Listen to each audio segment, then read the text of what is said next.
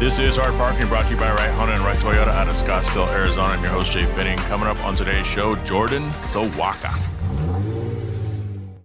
This conversation is brought to you by Arcus Foundry, business tech filling whack. Yes, I'm reading this. All the good people do.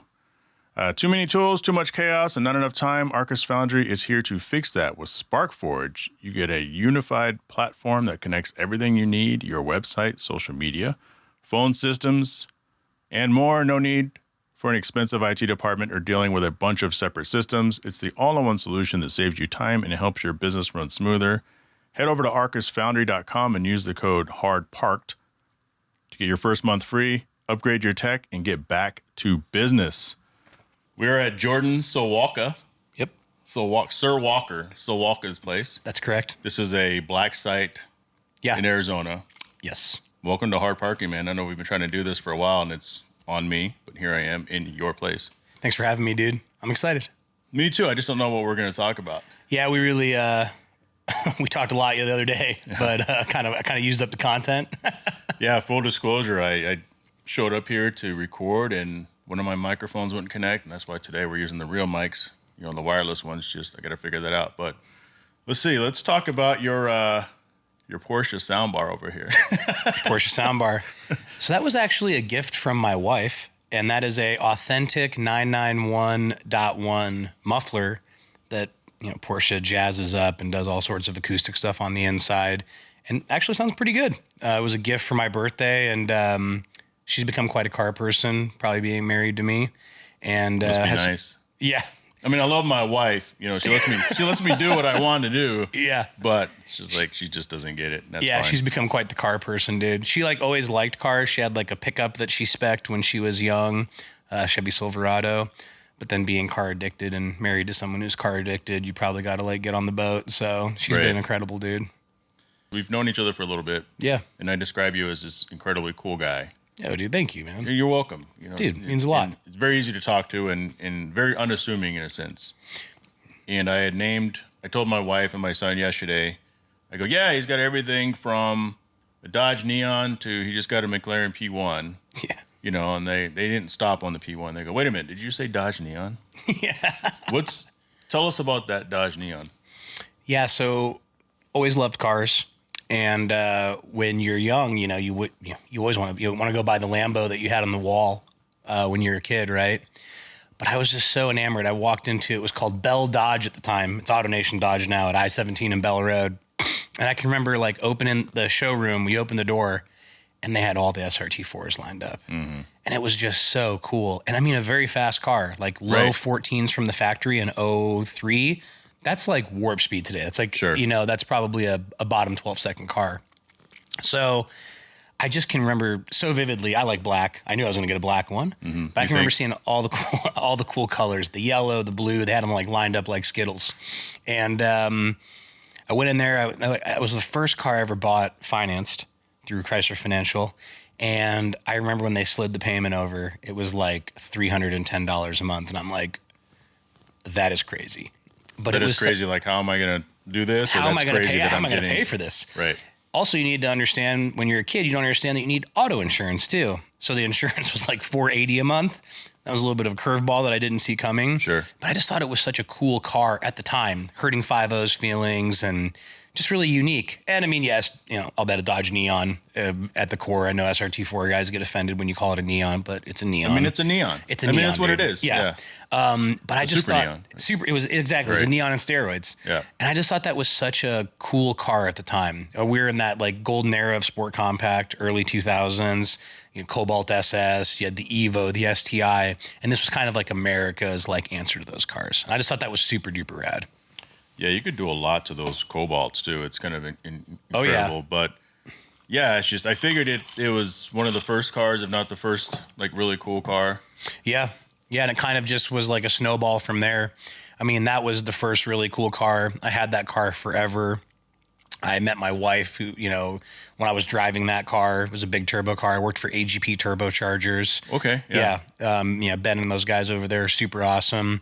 I went to UTI, so that was my college job. We had the first 60 trim.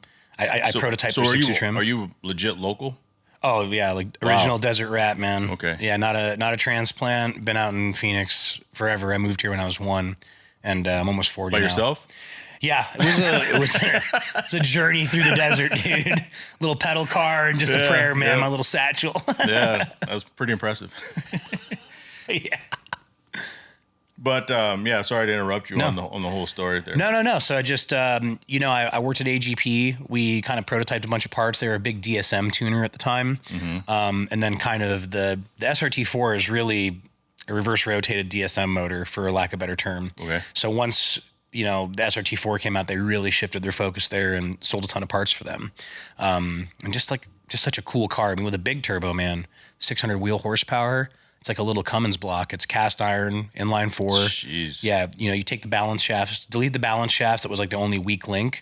So you had a little bit of like the harmonics of idle were a little bit rougher without those.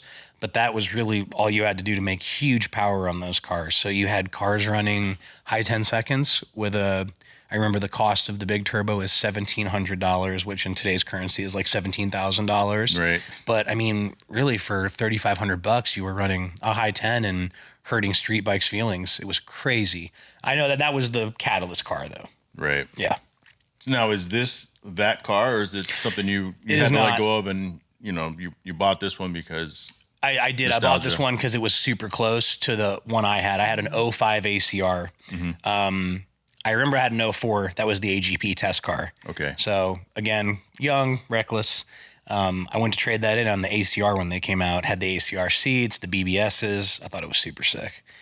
And dude, this is just like where when you're young and you kind of destroy a perfectly good car. So I had my 04 that was rough. We take this 05 home, and I somehow convinced the dealership at the time to let me swap the parts. And they're like, yeah, that's fine. So I swap all the parts, put the stock turbo on. I mean, we took the car apart with like 31 miles on it. I drove it to my buddy's house, put the big turbo kit on it, etc. And dude, that 04, when we pulled into the dealership, it like barely ran. The car just like stalled in the parking spot. I was like, there's the keys. We'll see you later, dude. Right. And I feel awful now. I make sense how like all these old school Mopar guys like destroyed like all those Hemi cars, street racing them. We were completely like that, unfortunately. Well, I guess that's just what you do. I had a job in the late 90s, and one of my coworkers had a really like souped up 5.0 Mustang Fox body. Yeah. And during the middle of our business trip, we did door-to-door sales. It really sucked. But what were you selling? Cologne and perfume. Fair enough. Yeah, thank you. But during the middle of the trip, because we were out Monday through Friday, he went to a dealership somewhere in Louisiana, and I think during the trip, I think he blew third gear or something. Oh. So he took the car in and traded it for just some nondescript Ford, like a Ford Contour or something, but he was just glad to dump that car. So I guess that stuff happens all the time. Yeah, looking back today, you're just like, fuck, why'd I do that? Right. But you just don't know. You don't know what they're going to be worth, and you had this low mileage one, and it's hindsight 2020. Right. Hindsight's 2020. Through age comes perspective. Oh, boy, does it. It does. So your identity isn't really wrapped up in your cars, I would say. And I was having that conversation or that thought coming here because, with my first Integra, everybody knew me for the Integra. Yeah. And eventually I just cleaned the slate, sold the car, got into an old hatchback Civic that one of my dear friends sold me. Piece of shit. But it was humbling and fun. Yeah. And my first NSX was kind of the same deal, right? When I got wrapped and did all the whole Macross, Robotech thing. And it was Jhae with the NSX. It wasn't just Jhae. When I think of Jordan, it's not like Jordan with all the cars. People know your cars, but I think you've done a really good job of not being just associated with your car, in my opinion. Thanks, and I think it's because when I see you at car events and other people see you at car events, you're never really by your car. You're just another guy walking and talking with people. Yeah. And very engaging. Why do you think that is? Is it because you have so many cars no one can associate you with one car? Yeah, it's like hard to, what is this guy doing? Right. No, I think I love the car community. And, I think that cars really bring people together. And like when I think that there are some people in the car world that really want to associate with their car. And then kind of when you get into that exotic level or like the really high end level, sometimes it turns into a little bit of like, I would almost say like borderline narcissism, where it's like, this is mine. Right. If I could park the P1 somewhere and somehow like teleport out of it and then just like appear somewhere else in the lot, I don't really care about the credit that the car gives you. I love cars. I want to see all cars. And consequently, like getting to meet all these rad people who are into everything. I'm into everything, like the SRT-4 to the P1. There's no one thing that I'm into. So I think that just, you know, being good to people, dude, hearing their story, and I just really, really love everything. So I don't want to ever be like associated with one car and or like not be approachable too. I can remember being young, going to car shows, and you just think something's so sick. And there was a guy that had a really clean SI. And again, the SI at the time when I was in high school, very obtainable but unobtainable. It's like, you know, it's very expensive when you're young. And dude, he was just kind of a prick. And I kind of will never forget that, because I was like, man, I just want to ask you questions, and he couldn't be bothered. And that's, you know, that is the opposite of what I want to be remembered as. I always want to give people time. You know? You do. I try, man. That's the thing. I really do. It's got to be hard though, right? I mean, you're pulling up in the P1 or any of the other cars that you typically pull up in, and maybe that's why 404 feels a little better, because that's one of our multiple events, is because you can kind of park there and you can kind of get away. Yeah. But when you pull up in something, you know, so high end exotic, all the phones are out, everyone's recording it. Yes. You know, I would imagine it's a little harder to detach from your car, because you don't want to be a dick. You want to answer some of the people's questions, but then you kind of want to scurry on and still do what you do. How do you navigate that? Because that sounds incredibly difficult. It is. And it is, well, I don't mean to sound like a narcissist. It is in a sense, right? Because you want to give people time. But one thing I've kind of noticed, which I think is kind of a weird phenomenon, is that like people want to like, I don't know, like be like, I talked to him. And it's like, I also don't want to be someone's like pundit, you know, like let's talk about cars, you know, but not like, can we, you know, right. I feel like it's just like a weird association thing that's happening. So, you know, how do I navigate it? I give my time to my friends, you know, but I also have to be like cognizant that like people want to just chat, and I can never be the Civic SI guy. And I think I talked about it on my Instagram about a month ago. We were here in the shop. I was talking with someone who was doing some work on the P1, my buddy Christian, and somehow kids these days are smart. Kids reverse engineered like where this building is. They like looked for every alley. And one day I pulled up to the shop, and it's like that South Park episode with all the scooters going around everywhere. Jeez. And I'm like, what's happening right now? They found the shop. That's okay. We're all car kids like at one time. But like I was just busy, and one of those kids pulled up on the scoot. And I was like, hey man, I hope he kind of keeps going. He was like asking me questions, and like, you know, and it's not a big deal, but I was in the middle of that conversation. I had somebody else here. There was just a ton of people here, and we were trying to get like the week ready. And I will never forget, dude, my dog was really sick. And I think we've talked about like our love for dogs. And dude, he just like, at the end of like me kind of like, maybe he'll just like move along. Like, and again, I want to give everyone my time, but I was just busy. He looks at me and he was like, well, hey, I just wanted to say, I hope Chico gets better, which was my dog that was sick. Yeah.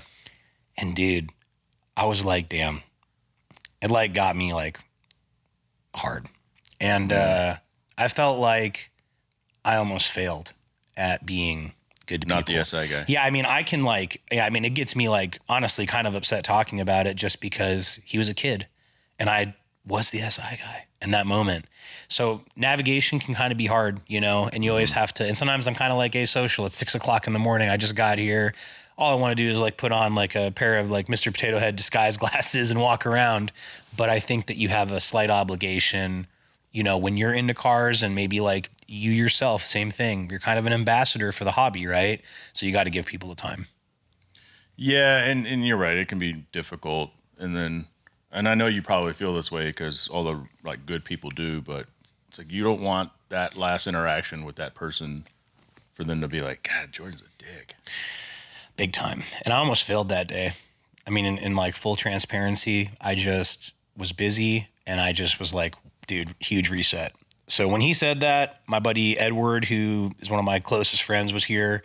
And I was like, yo, man, they're like, can we come in? And I was like, yes, you know, come on in. I had to finish up some work. Like I said, it was busy. Edward was down there. He's a photographer. They're young amateur photographers taking videos. Right. Edward's showing them how to do filters and like all that's this cool of stuff. him. Yeah, it was cool of him, man. But yeah, I almost like galactically failed that day again, and I just felt awful. So every time I see that kid, dude, I make sure that I'm like, whoever I'm talking to, I'm like, I'm giving this little dude 5 minutes of my time. You know, he just wants to talk about cars. He is you and I at like the age of like 10 years old, 11 years old, you know? I guess finding a polite way to detach, and I'm sure you can do that. You know, hey man, I'm really sorry. I gotta go. You know, come back later or something like that. But you can't win them all, I guess. So mentioning photographers and videographers and things of that nature, your DMs have to be just filled with people wanting to do a shoot. Yes. You know, how do you navigate that? I always just try to be polite. So I feel like if I give one person the opportunity, like I've got to kind of give it to everybody. So I usually just say, hey man, my schedule is really busy, which it is. But I try to be like really good about bringing the cars out. So I'll try to say, hey, I'm going to get to 4 till 4 super early, and you're more than welcome to just go. I'll get there, 6 a.m. if you want to get a bunch of photos before a ton of people get there, That's cool. Yeah. Meet me where I'm at. Yeah. Meet me where I'm at, and I'll get there early for you. But I mean, it genuinely is probably 20 to 50 like per week, depending on any given week. And, I don't want to say I've folded, but I've had a couple people who have just been not relentless, but every week. And like with my business, I wasn't annoying, but I was persistent. Every week I would be like, hey, just a reminder, I'm out here. Sure. So I've given a couple like exceptions because I appreciate the hustle, man. Like, you're staying on it, Sometimes it's timing too, right? It is. You're like, hey, I actually have. I would get that not nearly as much, especially with the old car. It's like, look, man, I'm not really looking for any photos right now. I'll add you to the list. There is a list. And then honestly, we have our own personal friends, right, that do those things to where it's like, hey, maybe I call Danny if I really need photos. Yeah. Or maybe I call AJ or one of these other guys if I really need photos. But then it's the whole optics thing. Like, I don't want you to think I'm, cutting you off. But you have to kind of do that thing where you kind of go to their account and kind of see what they've done too. A little bit. I mean, but not always. No, but you're right. Because some of it too is like you might have a mega talented photographer that wants to work with you and you just didn't have the time or you couldn't make it. And you just make a note of it and maybe you need those shots. But but you're right. You got to like kind of scope out the portfolio, if you will, and see. But, again, it's just hard, dude. You're just trying to make everybody happy. And it's not a bad thing. Like, how lucky are we both that like people really want to see our cars and take photos of them, et cetera. But yeah, man, you want to give everybody your time, but that could be like a double full-time job in, hours wise every week, Well, the best ones are, hey man, all right, well, I have some availability coming up. Thank you for reaching out. And they're like, okay, what day? Oh, by the way, here's my rate. It's like, well, bro. Like I want to support them because the stuff is expensive. Yeah. But if you need someone to practice on, I can make myself available. But, if I'm really looking for work, then I already know who I'm going to contact if I really want to look for work. But it could be, the rate thing is wild. And one wild thing is someone took a picture of the HKS 33, a couple of photos, and I loved the photos. I thought they were actually really good. I was at a car meet. So I hit him up, and this is kind of in the early days. And I'm like, hey, man, those photos were dope. I would love to put them on my social. I'll tag you gladly, And he's like, oh yeah, but I don't give them out for free. So I'll give you this one. He puts this enormous watermark on it, and he's like, but otherwise it's $50 per photo. And I was like, dude, what? You have no expectation of privacy in public, so I can't be mad at him for what he did. But I'm also like, kind of chachi, bro. You know, like I'm more than willing to share it, tag you.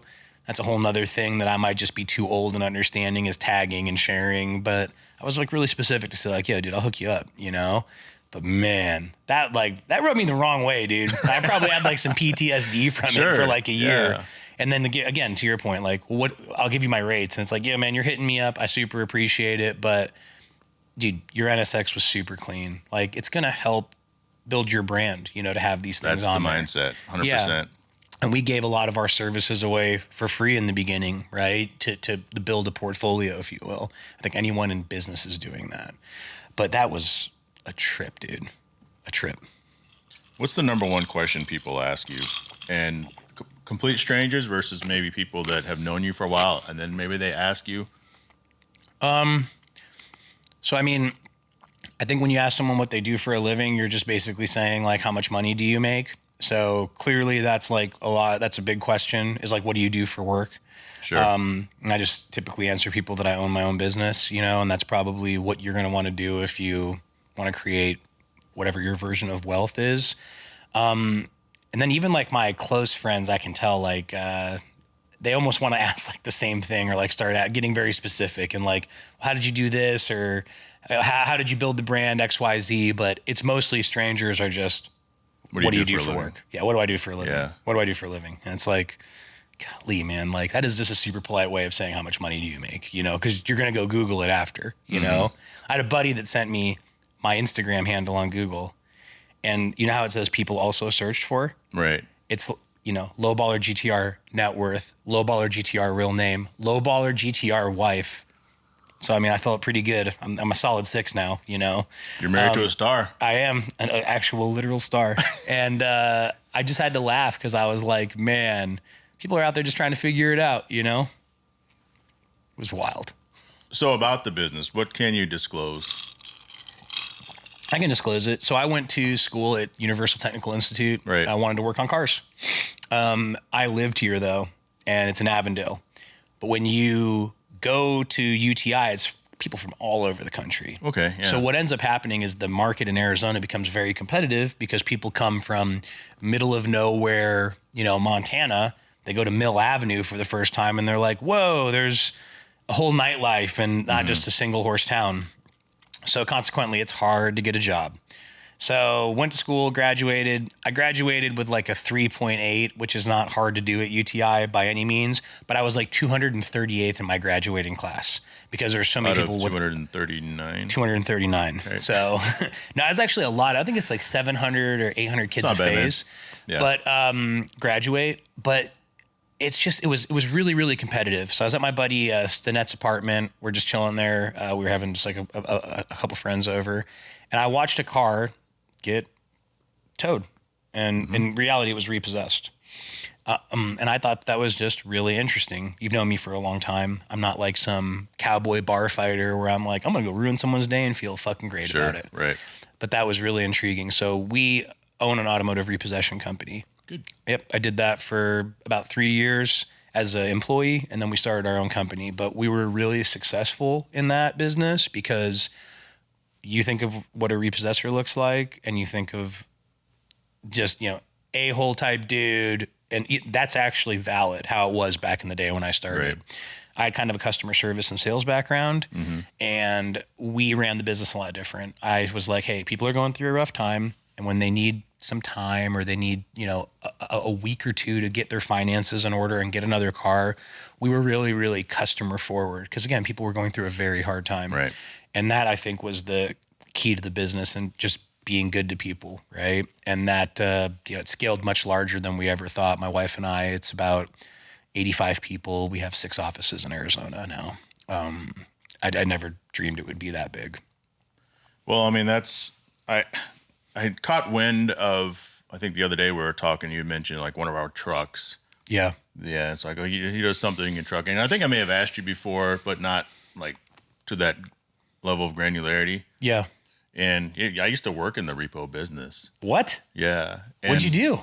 Well, I worked on one of the forwarding houses, so the people that would send you like the jobs I know from where the banks. forwarder is. Yep, okay. My mind is blown right now. Yeah, yep. But you said something, and we can go back. We can double click back into we're that in a double click second. back to this. Yeah, dude. But you said something that I think is why you've been able to expand. It's because your mindset going into it, very customer service, you know, focused, because that is the blue collar of the most blue collar type of jobs out there. And it's a rough job for the guys out there in the trucks. It is, man. And a lot of times when you're calling like the small, I don't know, repossession recoveries or whatever in New Jersey, you know, it's usually a small family business. Yep. You have the dad, the son, the driver, the cousin, and 2 employees or something, right? Yep.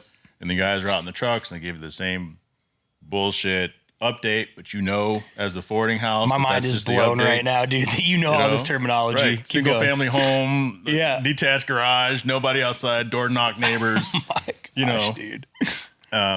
But they don't know how to deal with the banks. Yeah. And the banks are assholes. They can be, right? Because their money's, linked to how many vehicles they can recover. Is it good paper? Is it bad paper? Your mind's blown, right? My mind is blown right now. Right. I'm like shocked, dude. But that I would always get in good favor with the states that I ran because I knew how to talk to them and I knew how to talk to the banks. Yeah. And that's the problem right there. That's why they needed companies like the ones that I had worked for. I worked for a couple of them. And you didn't need that because you were that. Yeah, the service side is everything in business. And exactly what you said, mom and pop. So I can remember I wanted to create an environment where it wasn't feeling like that. But my wife is in the office at the time when it was real small, which is our house at the West Valley. She's in our guest room working in the office. But when people would call me, dude, I would pull the truck over on the freeway and turn it off and be like, so-and-so, can I help you? And, I just can remember wanting to create that precedent of professionalism. My wife came from a background of working at a large corporate company. There was no corporate structure within most repossession companies. Right. I think we talked about the other day, we have a 401k that we match 6%. We have the best health and dental that you can buy. These are things that just do not exist in our industry. And the people working here obviously deserve it. They work their asses off. But creating that outside of the box thinking, I think is really what blew the company up. And since you're so versed, there was no CFPB, pre-Obama era. And when the CFPB came into play, our competitors really just couldn't stay in business. They didn't know how to operate without being an asshole or what you think a repossession company operates like. So we were already way ahead of the 8 ball because we're like, dude, this is what we're doing every day. But professionalism's everything, and just kind of that clean corporate company mindset in a business that is typically not operated that way. That's the key to survival. So do you go to these, you are the company at this point. Yeah. So you have all the offices and all the employees and stuff. Yep. At this point, you're just running all the operations, or do you ever say hey, let me jump in a truck or? Well, I loved jumping in a truck. That was my favorite part of the job. I can remember one of the second or third car I picked up. It was in Casa Grande, and I was driving back, and it's 2 a.m, and I was listening to Pink Floyd, and I'm I'm getting paid to do this. This is incredible. So yes, I always try to get back in the truck when I can. It's been few and far between recently with how big the business has scaled. I wish I could do it more, but I look for a lot of I'll bet it's only probably 5 or 10 a year. Look for a lot of the high end stuff. We have 2 or 3 leasing companies that only deal in exotics, and those customers are typically not leaving their 458 in the driveway at Silverleaf with a bow on it. So I work some of those higher balance potential skip accounts. I normally wouldn't even think you would know what that means, but I know you know what that means. Yeah, absolutely. Dude. My mind is blown again. Yeah.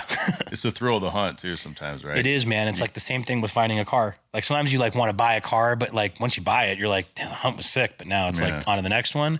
I just really enjoy finding people, and that was super cool. I mean, I know it makes you sound like a bad person sometimes, but you're working really hard to pay your bills and somebody else is not doing that. And then typically they're being really fiscally irresponsible because we see social media.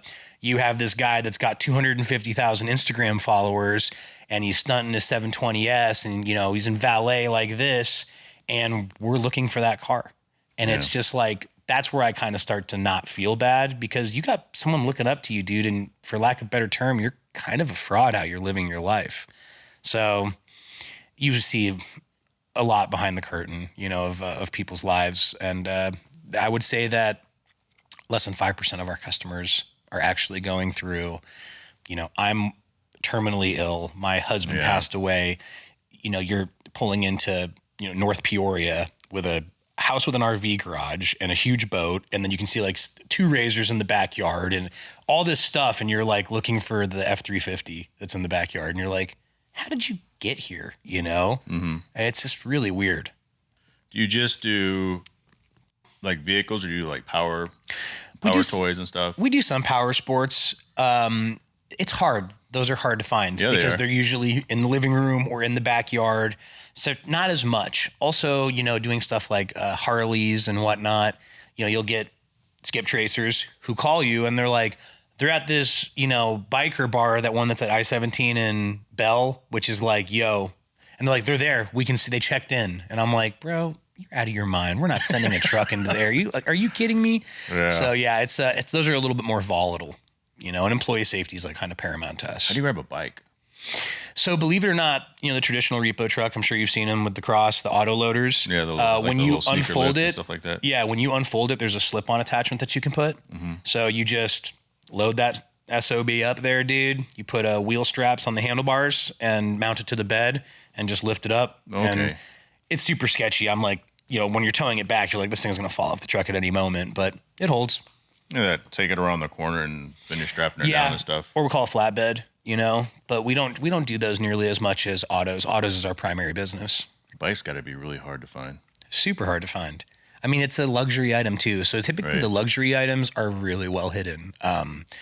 It's really why we stay away from them. Bikes, fifth wheels, RVs, we don't really want to mess with them. And then even with like RVs and stuff, you start getting into a different world because if someone's living in it, it's kind of treated as a residence and not so much a piece of collateral that you're driving. So you start to walk a slippery slope of like, if they're living in this, I can't even really take it. It needs to almost go through like a foreclosure process. Which is interesting. Very interesting. So we just usually do autos. That's our primary business. It's about $1,300 to $1,500 a month, depending on the month. What's one that might stick out in your mind? Like repossession? Like the low, where it's like, fuck, man.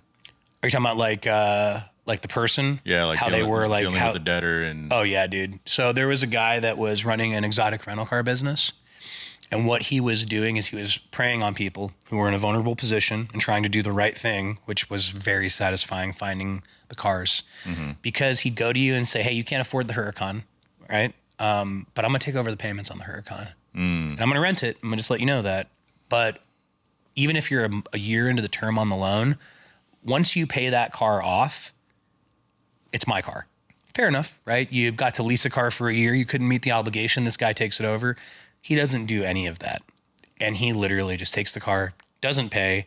And now you got a guy like me showing up because I think this is a third party. So now I come to your house and I'm like, hey, where's the Huracan? And the story, like we started to uncover it because it was like 2 or 3 leasing companies. But like every house we would go to, we'll call him John Doe. Like this guy, John Doe, gave me this pitch and I'm like, dude, this is like a ring of them. So the longest of story shorts, the guy is a total scumbag in Miami, IG with 250,000 followers. I found one of the cars at the W in Scottsdale and Valet, but it was always moving and we don't want to make too much of a scene with something like that. So one of the customers had a Bentley that we were looking for. And dude, I got to give it to this guy. He was so jaded too. He turned into a repo guy. And he calls me one night and he's like, I found all the cars. And I'm like, you've got to be shitting me. And he's like, I found every one of them. So we were looking for like 4 or 5. So we got 3 trucks. We all lined up over here at this taco place right off of Scottsdale. And it's a luxury hotel that's right behind it. So booms unfolded. I didn't have a truck. I was kind of doing the skip trace work. So pulled up into Valet, lifted the Huracan, took the Bentley, took the Z06. And the guy never called me, obviously. He was bad at returning my phone calls. But that next morning, he's like, what can I do? And it's just like, nothing, man. Like, I would tell this leasing company and never give one of these things back to you. Just, those are like the lowest of the low. And there are a lot of predatory people that do that. It's sad. Yeah, man. That's, it's got to feel, that was a low situation, but it's got to feel good kind of ripping those away from people like that. And they get made whole, the customer. So, you owe $200,000 on the Huracan. It goes to auction. It sells for 200 G's. I mean, you have a repo on your credit, but you don't have a deficiency balance versus this guy just mileaging the car out and never finding it. You're on the hook for all $200,000 as the consumer. And you were just, you were defrauded. But that's common, man. Like it happens more than it's called third party in possession. Right. So there's a lot of third party possession stuff. And really the person that's getting hurt was the person that took the loan out initially, not the person driving it for free And, everyone kind of pays the bill, man. Rates go up when banks take losses, and it's a snowball effect. So in doing this for so long, there's a couple different things. You've been around long enough to have access as a skip tracer, because skip tracing is fun. It's a thrill to hunt. You get somebody on the phone, and it's like, hey, I'm trying to deliver flowers to Rosetta Smith, and Rosetta's not working today. Yeah, when she's going to be back. Yeah. Or you get her on the phone and say, hey, you need to leave the car, and they're like, fuck you, I'm not going to click. You're not going to get me. So you're like, yeah. But the art of skip tracing and some of the data that we have access to or had access to at the time, there's a lot of stuff. And not to turn this political, but what would you say realistically? Because there's a lot of things like so-and-so may have your information, or, there's just stuff that's going on right now with the government audits, and you don't want them to have your info. But our info's out there everywhere. Yes. What are some of the craziest things you've seen? Because I've seen a lot. And I was doing it back in 2002 to 2007. You had everything then. Yeah. So everything. So we don't get the SSN, Social Security numbers, on repossession orders anymore.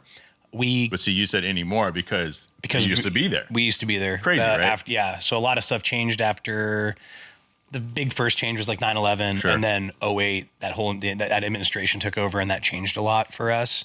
What have I seen that's like crazy? People actually like skip tracing Britney Spears. And it flags because these you get in trouble if you start. You're gonna get in trouble. Yeah, they get a visit from the police. Yep. We had an affiliate, not really a friend, someone we knew in the industry in Vegas that was working for a car lot in New Jersey, and he would say, hey, like he's hiring her to skip. So he said, hey, do me a favor, skip these like 5 numbers, and she's worked for this guy forever. She skips one number, and like she's like, hey, so-and-so, this phone number goes back to the DEA, and he's like, oh, okay, that must be a mistake. And dude, want to talk about how fast information travels?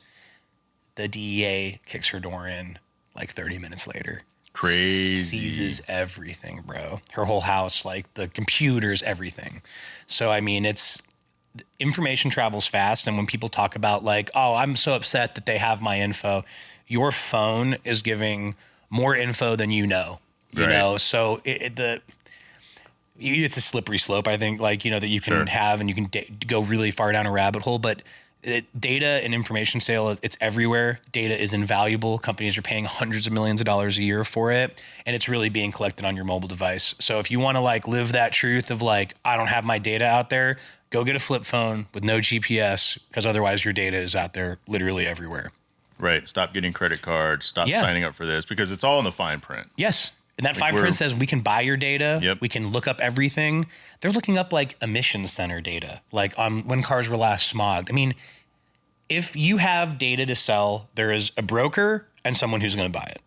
And that is the reality. This isn't like an aluminum foil hat thing. Sure. It is. We see it. We've seen it. You're working in it. Yeah. I used to work in it. And that's what I try to tell people. It's like, look, man. And I used to sell identity theft solutions. So you go to those places, look at all, not even just the data that's being sold, but the data that's being leaked or hacked into. And it's like, your data is everywhere. Everywhere. It happens. I think I ran my social once, and there's someone in New York that signed up for a power bill. And I'm like, golly, dude, it is. I don't think people understand the black hole that is behind the scenes. Yeah, and then you get shady people like me, working for these companies, to where it's like, all right, I bought this. Let me tell you a funny story. I bought this Dwayne Wade jersey off of eBay. Yeah. And it was back when they were really good, so 03 to 05, 06. And the guy from New York who shipped it to me sent me a 2XL in the wrong color. I reached out to him. It's like, hey, man, you give me the wrong color. He's like, dude, just deal with it. I'm like, okay. Skip traced the shit out of him. Found out where he lived, found out where his grandma lived, found out where they were. Because you know how it works, especially in the old LexisNexis systems before they locked everything down. Yep. You click an address, it opens up everybody associated with that address, all their car information, their associates, their families, their phone numbers, close associates. And the spider web search just keeps getting bigger and bigger. And it's like, okay. And I would send some of my repo guys over to like door knock and be like, "Hey, man, What's up with that Dwayne Wade jersey? yeah." Oh, dude, and then I had one of my coworkers call him because those numbers you can call them, but they don't know where the call's coming from. Yeah, man. And this was a shady character too, so I kind of use that to my leverage. I go, just call him and threaten him, tell him where his whatever lives and whatever. We didn't send the repo guys there to do that, I don't want to put them in harm's way. But we had this kid so scared. He sent me a refund. We didn't get the check in time because back then everyone sends checks. Yeah. Where he ended up overnighting another check to cover it. After and I didn't, I was like, all right, we cashed a check, put it in, left him alone. And then his original check ended up showing up like a week later because it got lost in the mail. And you can see when he originally sent it. But stuff like that happens all the time. Oh, dude. I just don't think that people I don't think that people understand. And then you look at license plate recognition cameras. Mm-hmm. Not to tell another story, but one of my Tell as many stories as you want. One of my really good friends owns a company in Florida, and there was that shooting at that nightclub.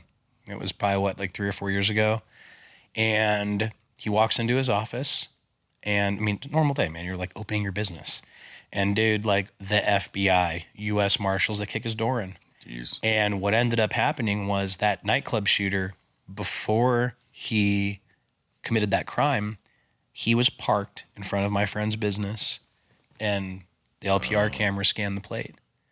And so let's take your personal information out of it, your social, your address, your residence, even your car. The data collected, and this is not it's not like a paranoid conspiracy. It's just the data is crazy. It all connects. It all connects. And I just don't think that people understand how far the reach is. Again, there's not a lot of ill intent usually with it. Right. Can it be turned into ill intent? Sure. This is for also tons of great things happen. Amber alerts get solved. Silver alerts get solved. That technology has found literally 300 kidnapped children in the last 5 or 6 years. The statistics are generally better, yeah, right? Yeah. But when people just start talking about that stuff, it's you have no clue, dude. Fear mongering. Yeah, it's like fear mongering, and you just have no clue at the granular level, to your point of we would find old roommates. And again, this is way back in the day, 07, 06, forwarding houses were giving us, not even when I owned the company, they were forwarding and lenders were giving us this data, go talk to this person. And today now it's so logged down that the lenders don't even want us to make contact with customers anymore. If the car's there, awesome. If not, interesting. They don't want you. They don't want a story. They don't want to get subpoenaed. It's a liability thing. Quite frankly, sometimes agents, maybe poor performing agents or guys that don't have common sense don't do a great job. And they also, people that work within the lenders and forwarding companies, less liability for everyone. Don't make contact. If the car's there, take it. If not, keep driving. Interesting. Very interesting. It was back in the door knock days. Yeah. Because I was thinking, okay, Texas and Arizona and even Michigan to a certain extent where I live, we have guns everywhere. Yeah. So it seems like, I had a couple guys that weren't supposed to carry, but they did anyway, especially when they had to go to some of those suspect areas. Yeah. In Detroit and stuff. And you guys don't really have to deal with any of that stuff here? I would say society, we did the data. We looked at the data, and I want to say in the last 5 years, our incidence with agents is up exponentially, 1,000+%. So I think this is just the degradation of society. Unfortunately, our agents don't carry. We really don't. I don't. The art of verbal judo helps a ton. But yeah, violence is real, man. My truck got shot, just driving through the neighborhood on the south side. Heard the discharge, and it was a bullet hole in my bed. I've had a couple guns in my face before, but it's a dangerous job. It is. And I don't lack sympathy when I talk to people well, being a police officer is a dangerous job. You don't understand. Well, yeah, because we kind of sign up for the job, right? I'm about to take this tow truck and back it into your driveway at 10 o'clock at night without your permission, and I'm going to drag your car out. Do you really think people are going to come out with a banana loaf for me and say I appreciate that? Nah, dude. It is a dangerous industry, and you have to understand that, I think, going into it, Yeah, I was offered to go on a couple ride-alongs, and I didn't really do it. Even with some of my guys that I liked, I'm yeah, no, I'm good. I'm good. Yeah, and I think what you start to realize too is that you start to become numb to the danger. I've taken my friends. You said ride-alongs, and I've taken a couple friends out with me. The I-17 corridor. There's an apartment there, like apartment complex right on the corridor at I-17 and Camelback. Before GCU got built and it was actually really nice. It was still like Sketch City, and backed up, put the car in the air, and dude, the apartment complex, smaller complex, surrounded the truck.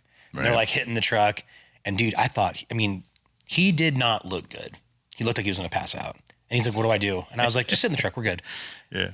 That's not really a normal like answer anyways. And that's not like trying to say like, oh, I'm badass, but like, that's kind of crazy how numb you get to like the imminent danger that you're in all the time. And the guy was cool, actually. I helped him clean the stuff out. He was really nice, just going through it. But yeah, I mean, it happens a lot, dude. You just start to become numb to it. And I don't know, it's probably not like the best thing to do, you know, but all my homies who are always like 2-8 out and like, I never leave without carrying. And it's like, dude, you know, go repossess like 200 cars a week. Like, we're in imminent danger statistically more than you are walking to your house, you know, in Central Phoenix, right? I'm still walking, so I don't know how bad it could be. Yeah. So this is an interesting transition, but let's talk about the cars, your cars. Yeah, let's go, dude. You have such a wide array of cars. Yeah. You know, why, maybe a ridiculous question, but, you know, why so many, and why don't you don't really seem to dump them? I mean, I've seen you buy cars and then turn around and sell them, but I don't see you as, you're not, I don't categorize you, and I think people who know you don't categorize you as like a car flipper. No, never. No. I just love cars. Like, everything is different in its own reason. Like, even like in its own regard, like even with your daily, you're like, you know what? It's just so comfortable to get in this thing. Sure, I can kind of be mindless and just drive it home. But if you like really look at, I love the story of brands. And if you just really look at like every brand, Acura, the NSX, like sent to really fight like the exotic cars. And it's like cool, right? There's like a cool, I don't want to say underdog, but it's like slight underdog story to the NSX. You know, the Japanese saying we're going to answer to the Germans now. I just think if you're a real car lover and you look at every brand, I mean, it's hard not to love everything in its own way. And then, you know, I've had an acquaintance that was really into like the exotic stuff come here. And I used to have an E60 M5, the V10 M5. And he was like, I had one of these and man, I'd love to get another one. But you know, I was like, you know what? I don't know, man. There's a fucking Dodge Neon in here, dude. You know, like if you only, don't call it a Neon. Sorry, SRT-4 guys. There he goes. Yeah. No, but if you can't enjoy like everything, you know, and not just like you have to buy everything, but like every brand has its own little cool story. So that's why I like a little bit of everything. I've always loved how, you know, Lamborghini was the underdog. I love the JDM stuff because the R34 was sent to kill the 911 Turbo. You know, there's like, I mean, these are just one-off things, but there are so many cool stories behind every brand. Pagani, I don't have a Pagani for the record. Would love to one day. But, you know, Horatio just saying, all right, you want to build a carbon fiber car? I'll build a carbon fiber car. And now, consequently, a lot of manufacturers use carbon monocoques because they saw the success of Pagani.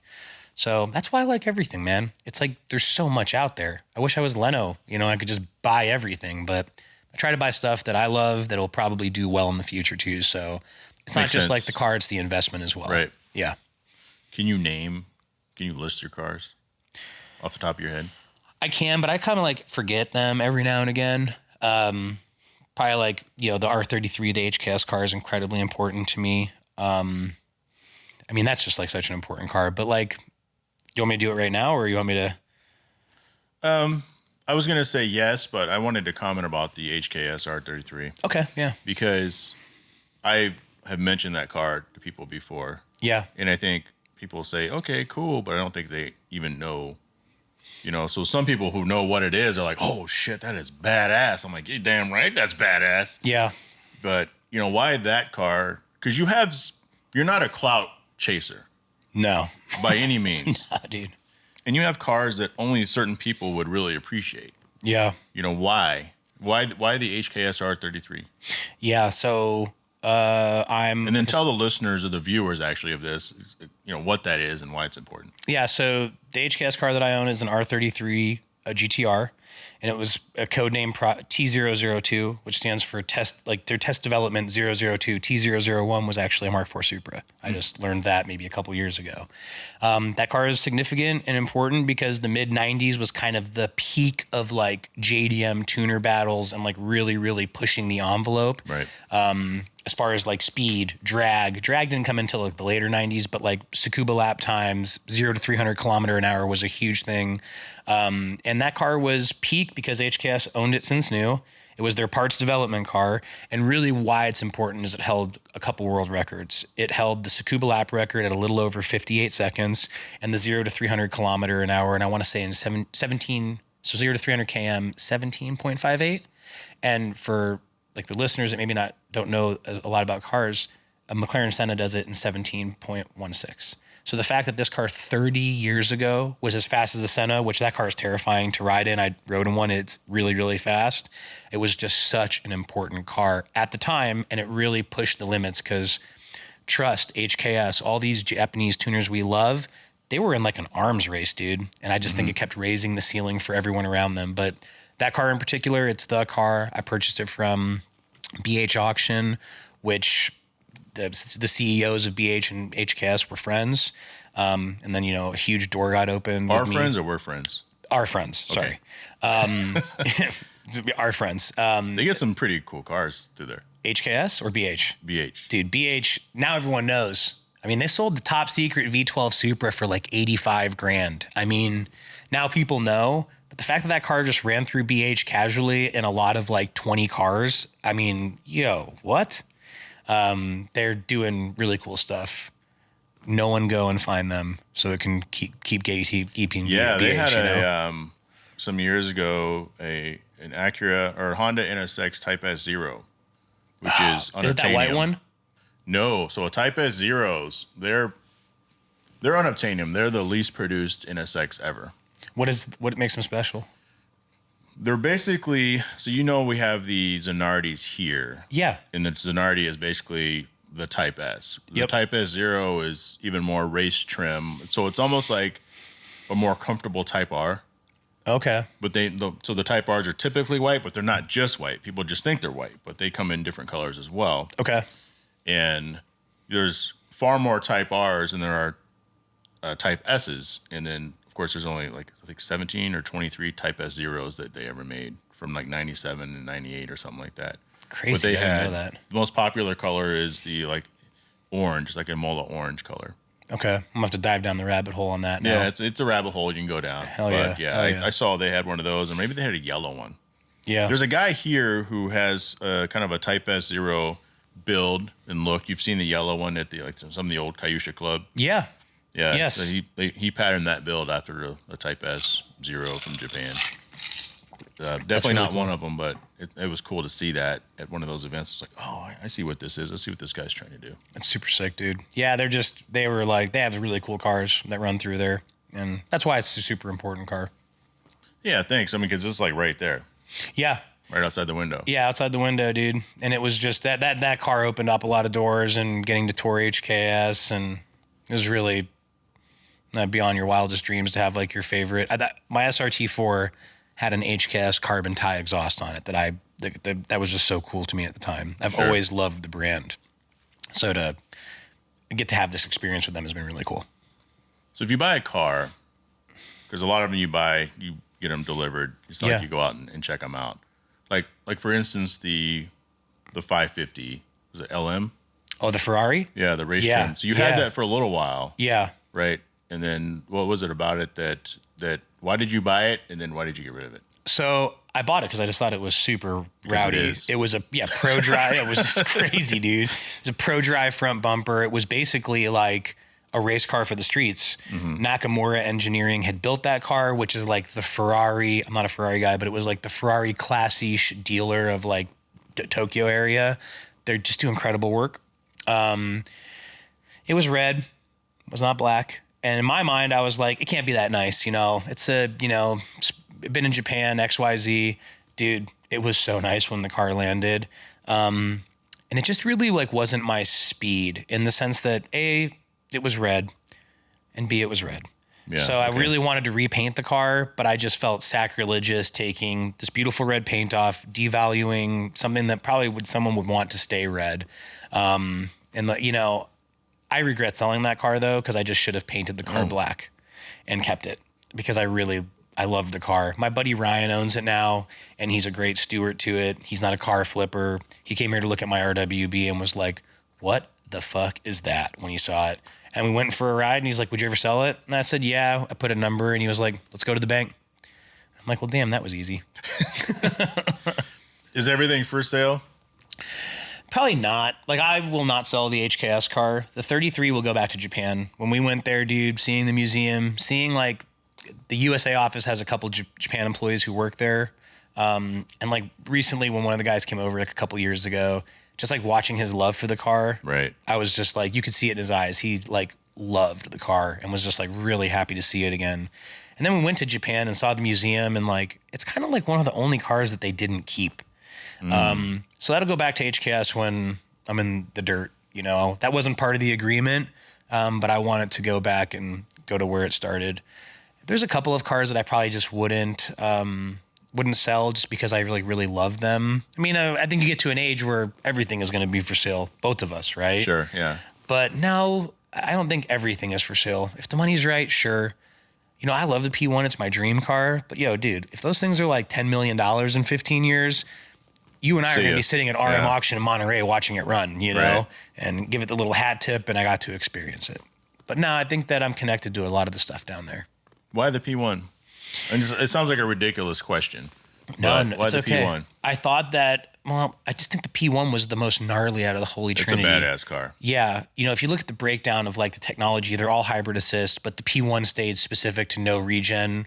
So you didn't have a different brake pedal feel, right? Like it's not using the E-motor to slow the car down, which the other two are. Kind of that underdog. I always like the underdog. You know, McLaren's a new company. Not new as a company, but like new in the auto space. MP412C came out in 12. P1 development, it was rolled out in 12 at the Paris Auto Show. And I can just remember the deploying spoiler and just how rowdy, rear wheel drive. It just seemed like not the worst choice, but the wildest choice of all three of them. And then really the, cherry on top was the Chris Harris video, Circuit of Bahrain, watching that car slide around, getting to meet Chris Harris recently, and he confirms it's his favorite of the Trinity. Bagels bullshit. I was just going to ask you if you got a chance to meet him. I did, man. We got to talk, and he was exhausted, but still gave me 15 minutes of his time. Right. So he's not the SI guy either. Yes, he's not the SI guy. And I could definitely tell, like, dude, this guy's freaking exhausted. He's jet lagged. He's talked to 18,000 people because Bagels and Bullshit was crazy busy. Right. And that was his favorite car, man. So I just thought it was just so gnarly. And when I didn't have, like, a pot to piss in 12 when the Paris, I just was like, that's like my dream car. And it stuck with me for like, I only bought it in July of this last year. So, I mean, I lusted over that car for like, man, dude, 13 years before I finally got it. You had it that long, huh? So you purchased it, and then how long did it take? Or did you buy it local? Like, I know I bought USA local, or USA local? Yeah, I'm sorry. So the car I picked up in July of 24. I bought it in Georgia. I kind of had a good ownership history and understanding of the car. Got here, needed some work, took care of a bunch of stuff that the car needed service-wise. But now I'm trying to drive it pretty regularly. I've put about 1,300 miles on it as of this morning. Yeah. Which in like P1 world is like unheard of because a lot of those guys just don't ever use the cars. Depressingly enough. I mean, cars are made to be driven. Yes. Like literally made to be driven. Yeah. Yes. One of the last car meets that I went to before I moved away from Michigan 10 years ago, the guy showed up with a Porsche GT. Okay. Right. And so at least at the time, because I don't know now, no one really drove those. Yeah. And he said he went to some Porsche event over in Germany, and they did this huge thing with a bunch of Porsche GTs, and these things had like 200,000 kilometers on them. Isn't that crazy, dude? Yeah. That's so awesome. Yeah. Yeah, the next door neighbor to this complex, his buddy has a 918 that he got. He drove it to San Diego to show his friend for the day. How freaking cool is that? In a day and age where no one drives anything, he took a day trip to see a homie in San Diego and say, "Gotta check this thing out." Car should be driven. Being cautious. Like I wouldn't drive a car to New York, but like the days of like me trying to keep mileage just ultra low on everything. You buy a low mileage car that hasn't run in 3 years, it's probably going to be a pile or give you a lot of problems. Yeah, and to be fair, the driving to New York thing, it's got to be a car that's you can travel in. Yeah, comfort is key. Especially with the old bones in your body. You get to a point where you're like, this is pretty brutal. Yeah, I mean, I drove the NSX to NS Expo in Dallas, Yeah. And people go, "You drove it? You know about the miles?" I go, "No, but if I had a truck and a trailer, a nice Tahoe or a Navigator or something, I would have been driving that and pulling the car." Yeah. Just because you can't beat comfort. Comfort is key. No. And the car's not uncomfortable by any means, but man, it's a long time to be in a sports car. Yeah, we drove the SVJ from New York to Miami on a rally. Jeez. And at about the 200 miles in, probably right when we got out of New York, I was like, this was a mistake. Sports seats, and we had a long way to go, dude. But yeah, it was pretty brutal. I hated driving the old car even from here to Tucson.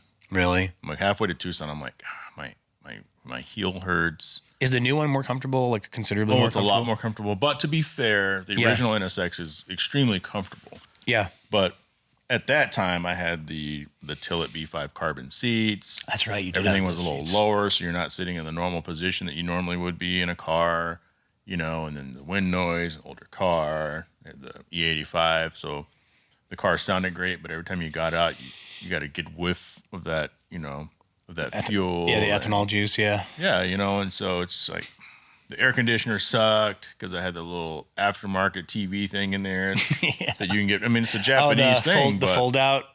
No, it's called a Honda Nav Pod. Okay. And so what it does is it adds a little screen on there, and then it replaces the big vents with two little skinny vents. Oh. Yeah, and you're dealing with, you have some of the cars here, you're dealing with JDM 80s, 90s technology for an air conditioning unit. Yeah, dude. So, we were in Arizona last time I checked. Yeah, it's pretty brutal. So it kind of sucked a little bit. So, oh, golly, dude. I drove that car to Texas as well. But, the new car is infinitely more comfortable. That's cool. I like the new ones. I think they're really sick. And I think they're going to be big money in the future. So let's get back to the cars. Can you name the vehicles that you have? Yeah. So I'm going to cheat and look over here a little bit. All right. So, so the 996. Is this all of them, or do you have overflow? There's always usually 2 or 3 at the house. Sure. So daily drivers, 100 series Land Cruiser, and so a 99 Land Cruiser. I have a Cummins pickup that I'd tow Is that stuff. your Porsche up front? Yeah, that's a EV. Yeah, it's. But you have an EV now, so you can't denounce them. But that if you're going to have one, that's a nice one to have. I've driven one of those before, and I'm like, you kind of feel like you're in a normal car sometimes. Yeah, it actually handles really good. It just, the charging network, and that's a whole other debate. I saw your Instagram story. Dog, it's real. No, but we have the 996. The 996 Turbo, CLK63 Black Series. It's not Series. black, is it? What you have a Porsche down there that's not black. That's my wife's. The 991.2. Yeah, the 2RS Miami Blue Weissett car. Okay. Yeah, so actually everything that's down there that's not black is usually my wife's car. She loves color, and I love color too. I just want to put that on the record. I grew up next to an old hot rodder. From the age of 10 to 15, I'd ride my bike over to his house after school, and he had all black cars. So I just think it's a weird imprinting thing that happened where I'm looks Once you go black, Jordan. Well played. Thank you. I love colorful cars. I love PTS Porsches and stuff like that. But I'm just hey. Is the BMW hers then? That is hers. It's twilight purple metallic. No, the race car. That is definitely hers. The Jeff Koons art car. Yeah. So she really watched about a BMW documentary. Is that Martinez's old car? No, he has an E36. Has one too, huh? He still, I don't know if he still has it, but I would I don't know. I can't have any room for anything, but I'd love to get that to match it, Sure. It's super sick. But no, that's an E90X basically. Okay. And that was the first car she ever tracked. So yeah, we have several BMWs, the E39 M5. I have a GT3 that I'm selling. I have a new RS coming. It's one of the Taycons out there, sort of. Old 56 Chevy, the SRT-4, God's Chariot, E63 wagon, RS6 wagon, Aventador SVJ P1, a G-Wagon that we're selling. The HKS demo cars, the 33, the Supra, the GR86, the RWB Porsche. There's probably a few others that I'm forgetting, but yeah, most of them are down there. 5th gen Viper. Yeah, 5th gen ACR Extreme, one of the best cars ever. A Corvette Z06, a C8. Unless you forget to list it or name it on your. Yeah. I mean, it's like keeping put a bell on him. Yeah. Dodge Demon. That was actually the first new car I ever ordered in 2018. Bought a lot of used cars, but I sat down and got to spec that out. And then I think that's it. Did I say E39 M5?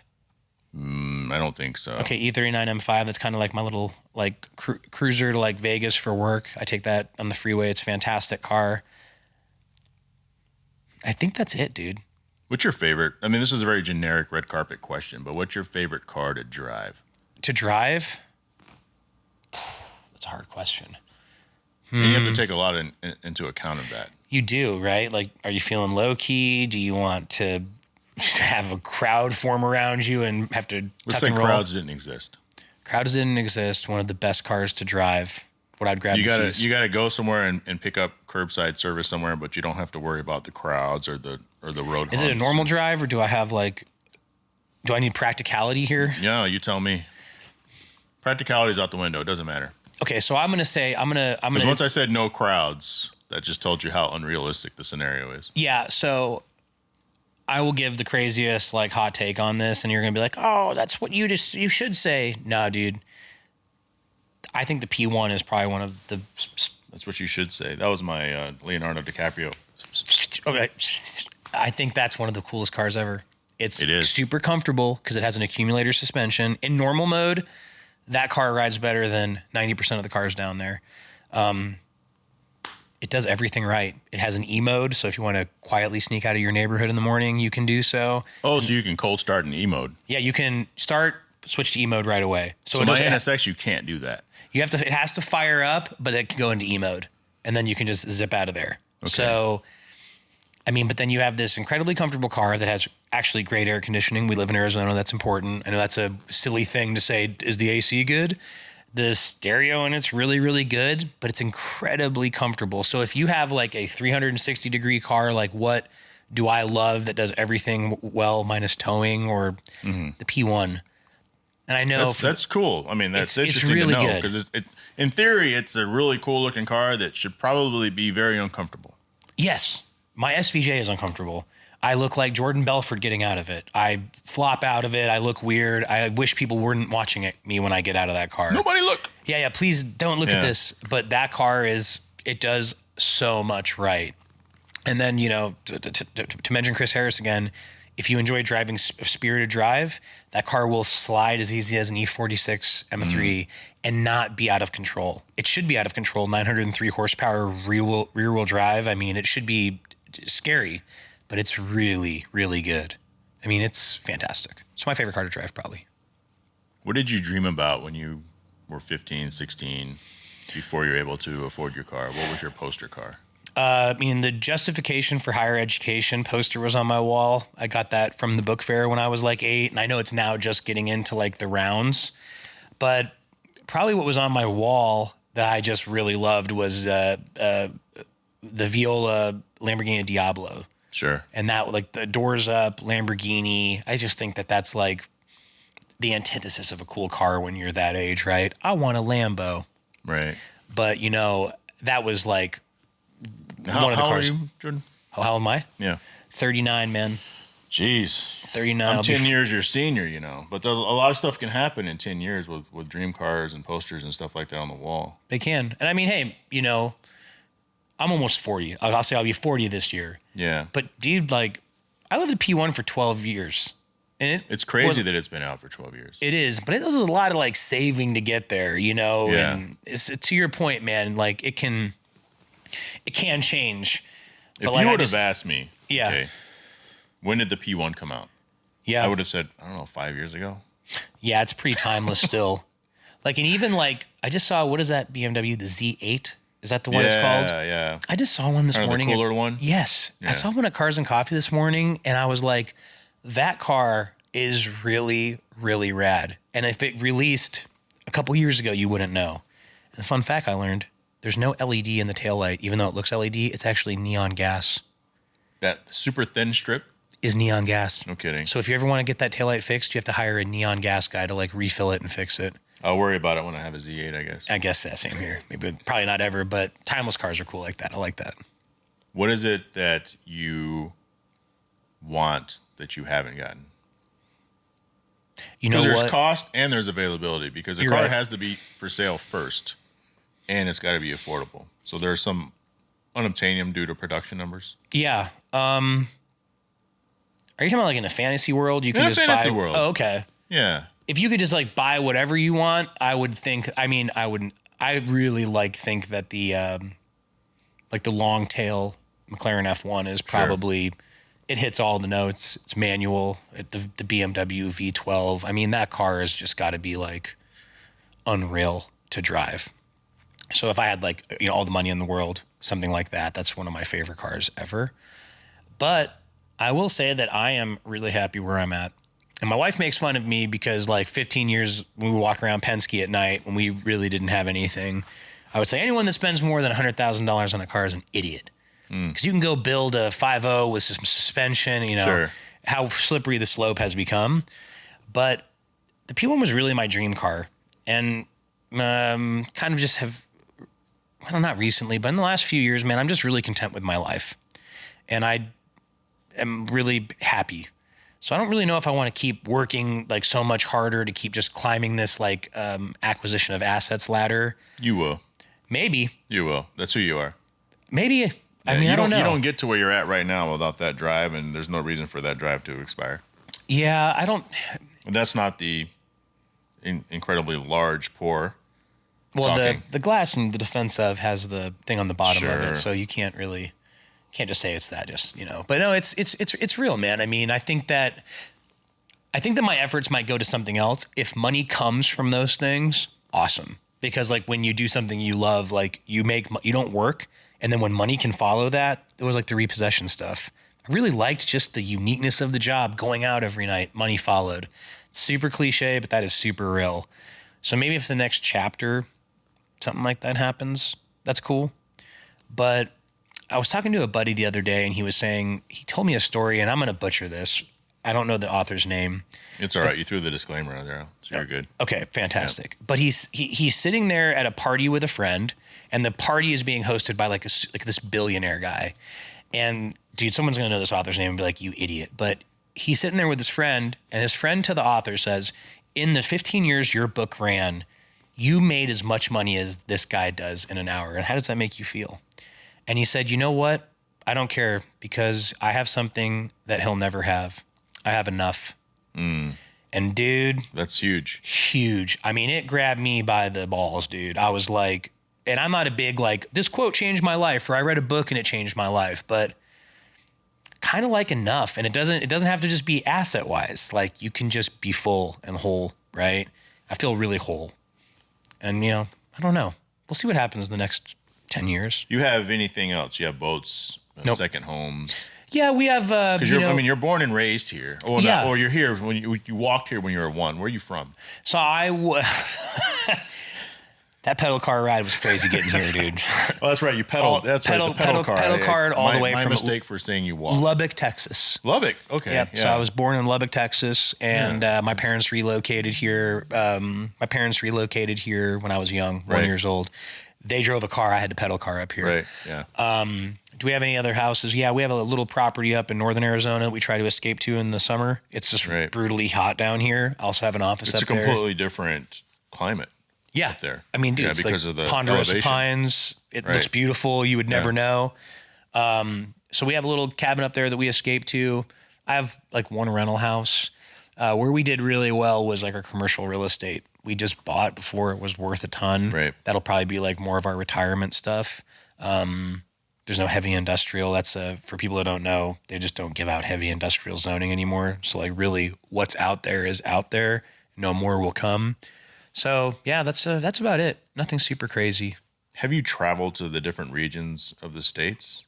Oh yeah. Like of the United States? Yeah. Oh yeah. I've been to a lot of places because of work. So like setting up and like helping with some repossession companies and like doing some consulting stuff. Got to do a lot of rallies. We've been really fortunate. So yeah, quite a few places. With no desire to be like, hey, we should get a winter home here or a summer home here. Because the United States is beautiful. Dude, the U.S. is sick. And when you start to travel, like one place I recently went last couple of years was like Montana, Wyoming. Dude, no idea of the natural beauty. Bro, crazy cool. I forgot who said it. Some comedian said that every other country travels to some other country, and Americans travel to different parts of America. That's so true, dude. Yeah, because man. it's so different. It is. We're really fortunate that we can kind of see all these climates. Like guilty pleasure, love Wyoming, Montana. Those are cool. I Did know you do Yellowstone? Yellowstone was incredible. Yeah. Yeah. I mean, it was just beautiful. And then like natural waterfalls. It's like crazy, dude. I like Miami. I really like the culture down there. The food scene, the Cuban food is like phenomenal. Right. I just like how happy everybody is Right. down there. It's just very vibrant. I think that's super cool. I really like California, like the Monterey Peninsula I love. And then outside the country, Japan is probably my favorite place I've ever been. Which I haven't been yet. Have you done Gold Rush? I have not done Gold Rush. No. Why not? I think that, again, I have never done it. I just think it's kind of cliquey. And I've heard that from several people who went. And if I don't want to go on something and be ignored for 9 days. And I also think that how people treat you before they know what you have says a lot about them. That's a big deal. Yep. And I don't know. I just don't know if I would jive there, I have no problem. I know some of the dudes who have done it. They're great this human isn't beings. This isn't a diss on the this rally isn't and the this isn't a diss right? on them or whatever, dude, or whatever. Yeah. But I just don't. I look very unique, I think, for like what people would say that participant looks like. So I think I'd be maybe sort of an outcast in that group. Have you gone to any of their, like, when they stop into town? Yeah, I went to Scottsdale when they stopped here. Got to see the cars. It was cool. Yeah, it's just like any other community. I think you have your different, range. It's like going to 404. There's normal people and there's very like larger than life. Yeah. People. But that's kind of something I've always kind of wanted to do, either that or fuel run. I just haven't, You should. And like, listen, I would say Gold Rush would be we do rallies. Right. We've done a couple Corsa rallies and they're a blast. Yeah. And it's cool because it kind of takes you out of your shell a little bit. You're forced to socialize and do these things. Like I'm kind of semi-introverted when I go to car meets sometimes, even though I try to give everyone my time. But it's something that's very unique. So you should, dude. The fuel run is really fun. It's not super expensive. And I think it's to Monterey, right? They do several. Yeah, they do it in Monterey, to SEMA. You should, man. You would love it. It's fun. And it's something, I'm just not a limelight guy. Sure. So I think. Wait, are you saying that I am? You might be, dude. I mean, you got to hold the smoke bomb out the car in the alley. Yeah. I mean, you never know. If I get 5 more followers on Instagram, I'd totally do it. I'd spend the money and do it. I mean, I think the pod, doing the pod, dude, you kind of like have your face is out there. Yeah. But, I've just never, I don't know. I just haven't had that interest with the car stuff to do it that way. Can we talk about your pets? Yeah, dude. I was also wondering coming over here, because I have this, and maybe you could be my therapist on this a little bit. Yeah. We both know dog people, we know cat people, we know people that just don't have pets. Yeah. And for people who just don't have pets, aren't into pets, my only guess is that they never had them growing up. Yeah, probably. Because it just blows my mind. That someone can't have a dog or a pet. I have friends that are diehard cat people, and that also blows my mind. Yeah. Because there's just certain things you get from a dog and dogs that, man, it's a rewarding two-way relationship that I don't think you get with cats. Yeah. What do you think? I mean, what are your thoughts on cat people? And I know you probably have great friends that are cat people. No, so I have friends who are cat folks. I never liked cats. And then I had like the flu, and I watched Jackson Galaxy's My Cat from Hell. It's like the Caesar Milan for cat people. Mm-hmm. Once I have an understanding of cats, I respected them a lot more. Cats are just kind of G, dude. They don't need you to take care of them. They don't need anything. Yeah, they need nothing. But like, but they also don't welcome you when you come home. Hell no. I mean, like some cats do. Like what are like the Garfield cats? I think are like super affectionate. I think it kind of goes by breed. They're not the 6-year-old. I think what was it? Like the analogy of we had. Yeah, that combo we had. But I don't know. I just don't see the appeal personally. I don't have friends that have cats, but I don't understand it fully. I think they're just super independent, and it's like no different than having, I don't know, man, like a 25-year-old kid that's like, yeah, I mean, like I'll come by the house. You're like, what? Yeah. I think it's the 13 to 16-year-old that doesn't want to have anything to do with you. Kind of reminds me of that. Yeah. And like, even when I was out working one night, I'm like, oh, cat. I've watched the Jackson Galaxy show, so now I know how to approach the cat. Sure. So I put my flashlight on him. This fucking thing is eating a bird, dude. Like, its mouth is all bloody. And I was like, oh, God, you savage animal. Holy shit. But they're just super indie, dude. Did you see that that documentary, Don't Fuck with Cats? No. It was like a big deal. I want to say in 2020 when people were just watching anything. Okay. Yeah, we were watching. I'm gonna probably brutalize the story because I never watched it. My wife watched it. I think the gist of it was some dude was torturing cats on social media. Oh, fuck. And people hunted him down. Good. And I think what had happened was maybe, and I could be wrong on this, but maybe he actually it wasn't just about the cats. Like, he was a sick person to other people, and maybe he ended up getting arrested for some crazy shit. Yeah. And it all started with the cat. Yeah. That's psychotic. Yeah. And if you abuse animals, like... right, 100%, right. There's just like, I don't know. There's a really cold place in whatever Africa, I don't know what it is, but you just are a special kind of fucking evil if you abuse animals. Somebody in the comments of this video is going to say, "This is what happened, you dumbass." It's like, I gave that disclaimer. I don't know, but yeah, but I mean, animal abusers are out there to that person that's going to comment, and it's like, yo, just the most evil fucking human beings on the face of planet Earth. Yeah.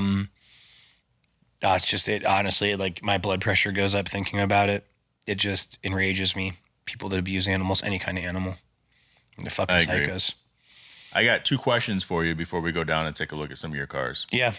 Number 1, I do this with a lot of people, perception versus reality. So people familiar with the show are used to that.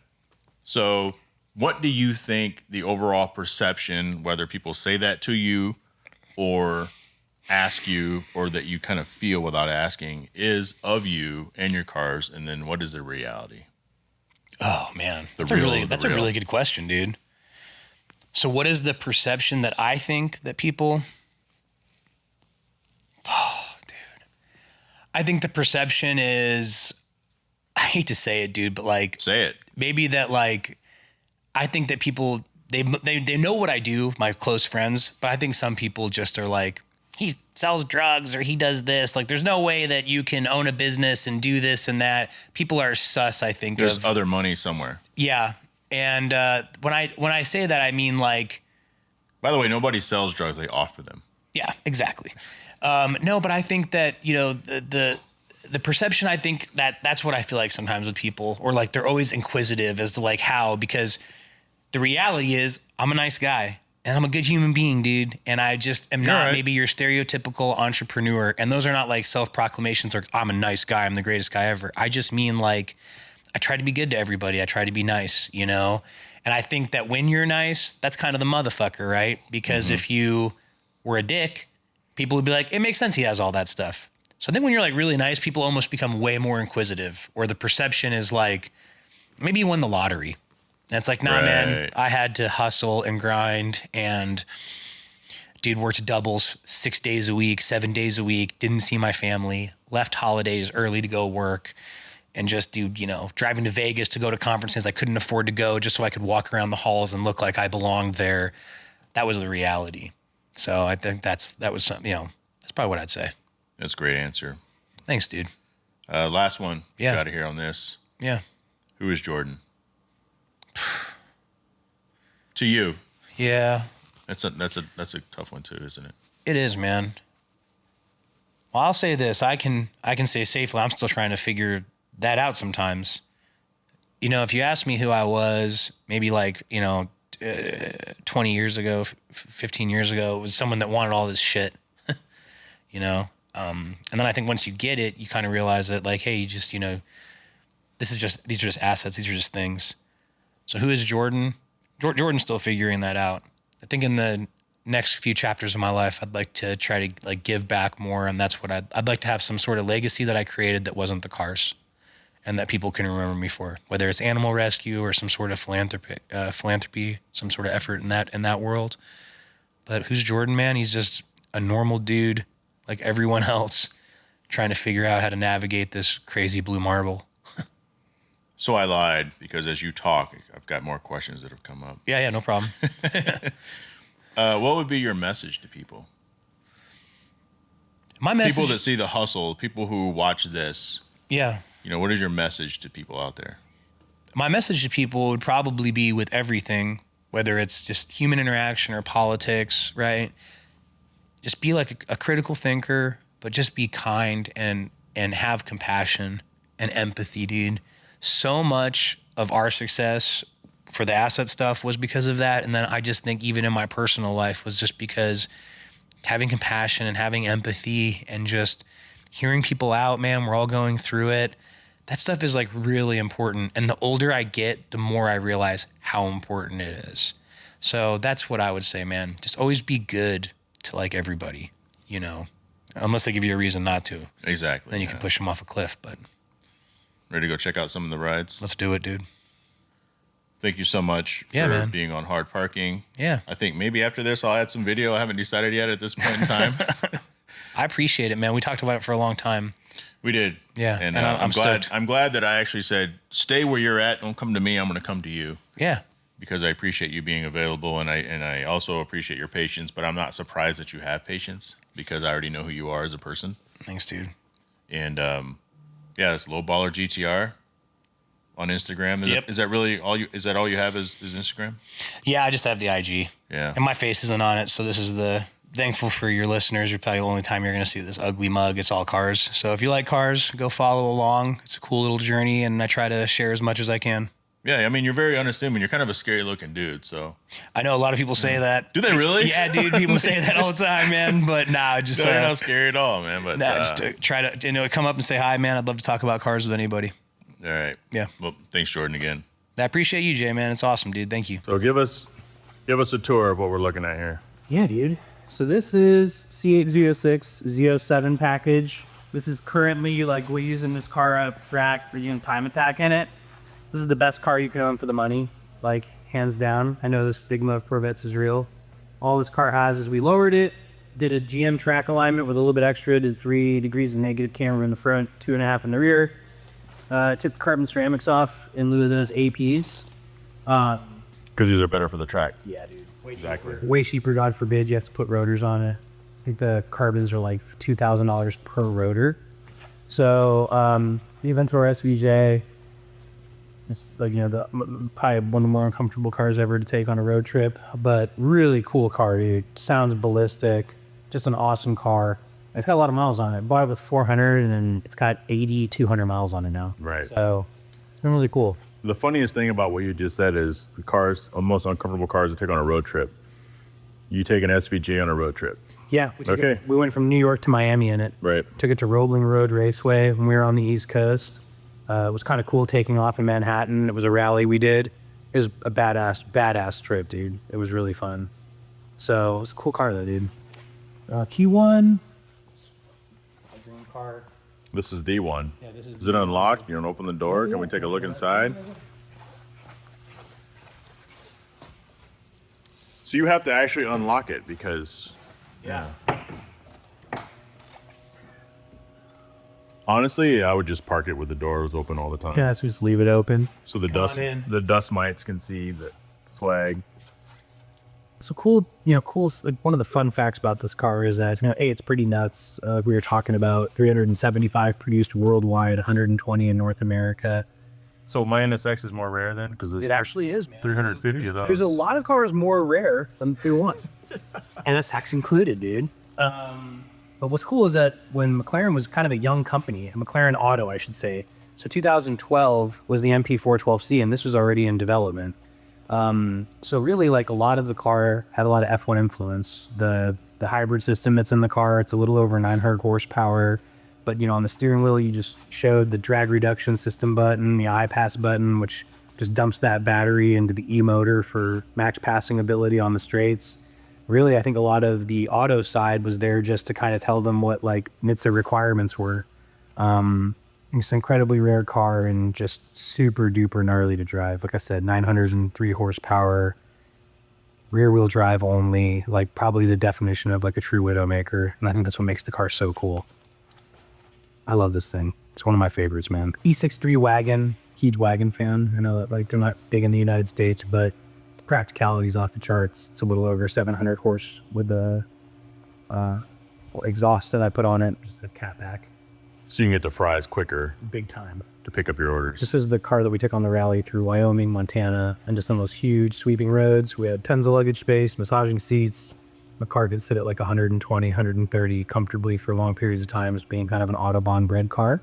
Right. I know everyone hates 996 turbos up there, but so it's one of my favorite. No one hates 996. It's because of the the egg yolk headlights.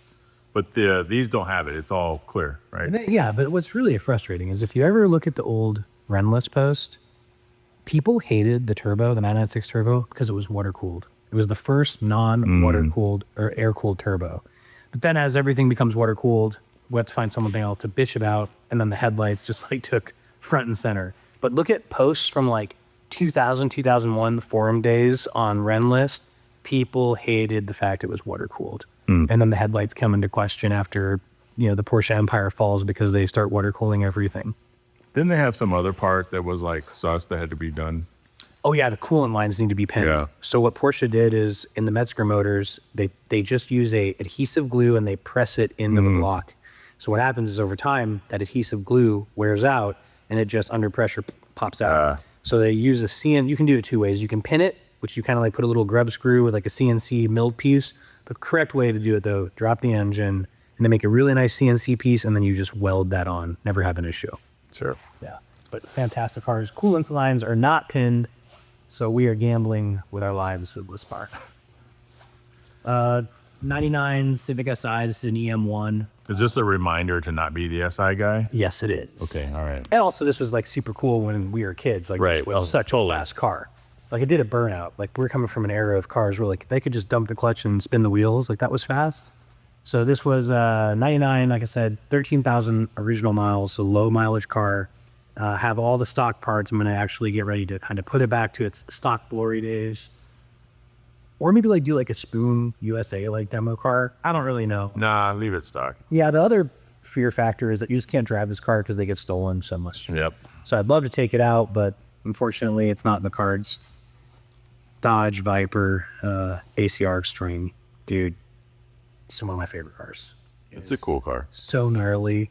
And the really cool thing that not a lot of people know is that the Hellcat came out in 15, and it still kind of steals the show. And you got to think, this is the flagship, but everyone's talking about the Hellcat. So what was really cool about this car is that Dodge creates the ACR Extreme, which you're seeing right here, and literally Chris Winkler was the head of SRT chassis dynamics, I want to say. So not even a pro driver, and they take this car on a tour of a bunch of American circuits, and they break 13 lap records, 11 which Chris Winkler was driving. So it'd be super easy to contract a professional driver and say, we're going to go out and crush it. No, one of the guys that helped design the car is like, I'm comfortable doing this.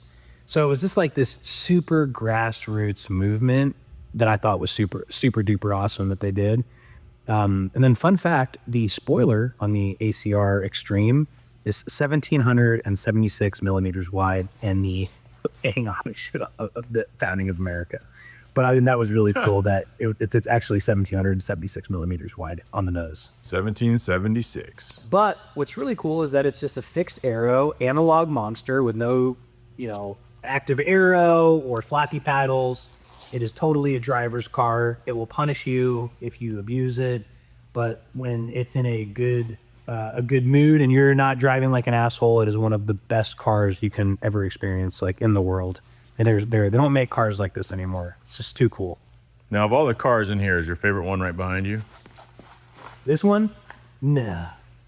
Not really. I'm not a big gas mileage complainer. Sure. Worst gas mileage of any vehicle I've ever driven. If I drive this home, it uses like an eighth or a quarter a tank. It's 22 miles from this shop. It's cool. This thing's on the way out. We've had it for a few years, and I got it out of our system. My wife drove it. We put our dogs in it. Went to our cabin in it, dude. Four-wheeled with it. Drove through like 6 feet of snow, like the zombie apocalypse vehicle that it looks like and actually is. They're triple locked. They're super capable off-road. Think of like an H1 Hummer in off-road capability, but you can actually get on the freeway at like 90 miles an hour. Right. The H1, you can't do shit. You can't do shit. It's like meeting your hero. I used to love those things until I rode in one, and I was so disappointed, bro. This is CLK 63 Black Series. 2008, these came out. And I think this is super cool for a lot of reasons. A, It was just a gnarly Mercedes. I had no money at the time. I just started my business like right around that time. It was in the showroom. I thought it was awesome. The DTM wide body. And what's really cool is that this is before the days of sticker up badging. So what I mean by that is like a lot of times we have a normal trim and we call like even the modern R35 50th anniversary. Right. It's got stickers on it. But this had Olin's coilovers from the factory. The rear differential is the same differential and cooler housing that's on their GT3 race car. The first car to really have no rear seat from that Mercedes offered in the US. So total rear seat delete. It's just crazy hardcore. It's sprung really hard. It's pretty rigid. And then the M156 V8 is arguably one of the best sounding outside of the V12 Mercedes engines ever produced, in my opinion, sound-wise. And super reliable. NA, no turbos, no supercharger, just an absolute axe murderer of a car. I love that car so much. I bought that off of a good buddy of mine 4 or 5 years ago now. And now they're just going crazy in value too. I think I actually met you. I don't expect you to remember that, but I think I met you in this car. Yes, with the Motor X car. So Motor X R34, this is an 01 V-Spec 2. So fun fact about this particular car, it's actually been in the US longer than it was in Japan. This car got here in 2004. So it's an 01, only had about 3 years in Japan before it got brought over. I am the third American owner of this car. My buddy, we did a full concours level restoration on it. It's got about 36,000 kilometers. And the fun fact for maybe anyone that cares about the cars on a granular level, this is the car that really Nissan sent to kill the 996. So what's cool is that these are two competing cars, the Turbo and the R34. And the R34 in almost every single way is a better driving car than the 996. So in my humble opinion, the R34, Nissan did its job with this car. It's more comfortable, it's more practical, and by golly, man, it just looks so cool. Outside of the Gran Turismo fanboy hype, which we all fell in love with them because Gran Turismo. Gran Turismo, dude. Introduced a lot of cars to us. I did, man. And then, Fast and the Furious, which everyone can make fun of it, but is truly one of the reasons we have such a huge sport compact tuner or, JDM market in this country. Dude, pound for pound, if you put two of those cars together and you hire a professional test driver, I'd be very surprised if anyone picked the 996. So I'm sorry, Porsche fanboys, but it's just the truth. This car is very significant. I think we talked about on the podcast. My neighbor growing up was a retired FDNY firefighter, and he had all black cars. But my Halo car that he had was a 1956 Chevy Bel Air. This is a postcard, but this was a Bel Air that he owned. And I went to show him this car. It was white. I had to change that. And I'm like, Ray, I got to show you this thing, dude. I just bought this 56 because I wanted to, it was a very important car for me. So he's like, come here. So I'm like, all right. So we go to this little shed in the back, his backyard, and he's resto-modding his 56 with an LS and a more modern Getrag 5-speed. Tremec 5-speed. And he opens the shed and he's like, this is the 427 on the Doug Nash 5-speed out of the 56 from when you were a kid. And he's like, I would never sell it, but if you want it, I'll sell you the combo. So I bought it and we put that engine in this car. So that car is powered by the car that just I fell in love with. And the reason really everything in here is black. So it's a very significant car to me. Eventually I will build an exact replica of his car and put that power plant in it. A non-post car. So the post being on the door there between the front glass and the back glass. His was a Bel Air, so it had no post. But Sounds like a good neighbor. He was a very important dude in my life. Yeah. And it was just a great role model. Is he still with us or no? He is still with us, man. Okay. And he is kicking. You'd never know. He's in his late 80s now. Still working on his 56. I think it's running now. It's all resto modded with the LS. But like any car guy, it's like never a done project, right. I like wagons. So we just picked this up. These are going electric. The RS6 is going to stay, but it's going to stay as an EV only. The RS7 might turn into a wagon with a hybrid assist. But it's a sharp looking Audi. They are, man. The RS6 Avant, this is the performance. All last year, our Audis, RS6s are the performance. And it's really, really comfortable. I say I still prefer the E63 because this thing is freaking huge, dude. It's like an SUV with a low roof line. But its actual physical footprint, it's a big, like, girthy car, dude. Dude, what size are those wheels? 22s, dude, from the factory. again, that's like kind of the crazy stuff, right? Because when we were kids, dude, 22s was an aftermarket wheel. It was the biggest wheel you could put on a car. And those are donk class. There wheels. was. I mean, dude, Luda. Can't lose 22s. Yep. So, you know, now they're factory mounted on cars. It's just freaking nuts, dude. It's crazy. Yeah, but just a really, really cool car. Very comfortable. And I think these will do really well in the future, too.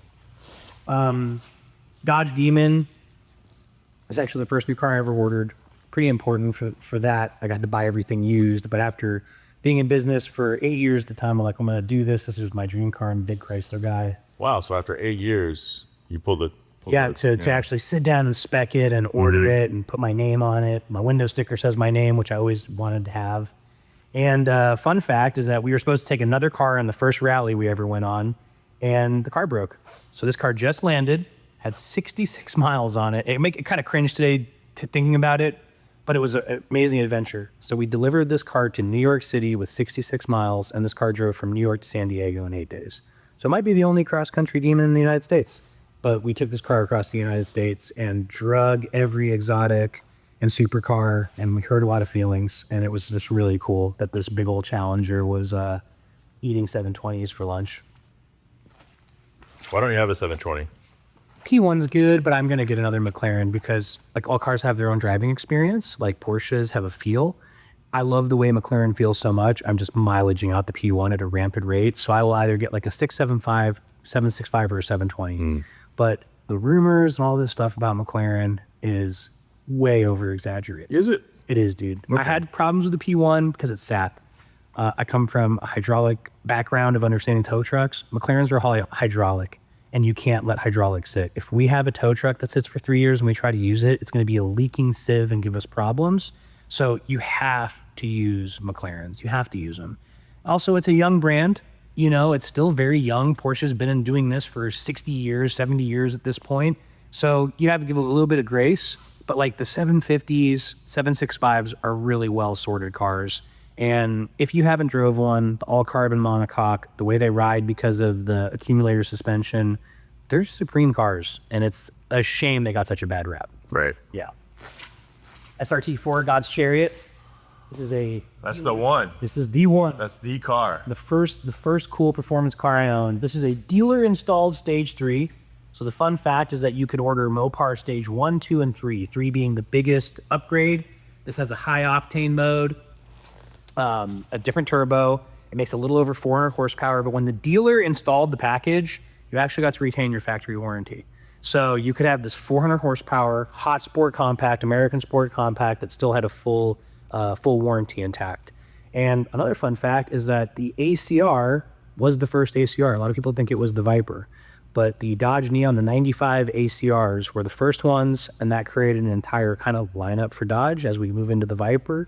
But really, really, really cool cars. And I mean, 16-inch BBSs on a car before the BBS trend really strikes America. You're talking about 05. It's crazy because it's on an American car. Right? They worked with BBS and had this cool 16-inch wheel developed.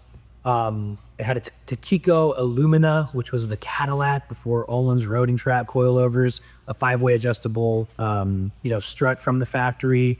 Just a lot of unheard of things. This is kind of cool because it has the kicker stereo, which included a 10-inch subwoofer in the back, 6-disc changer. Yeah, high octane mode from the factory. I mean, just a lot of really cool stuff that's not kind of ahead of its time and not out today, you know? So yeah, when I was just like super inspired when we went to the factory in Japan, and, you know, they really care about the history and like the museum and lineage of all the cars. And like when we walked in Hiragawa, the H&HKS, they have a bronze statue of him when you walk in, like honoring him. Wow. And it's just so cool, dude.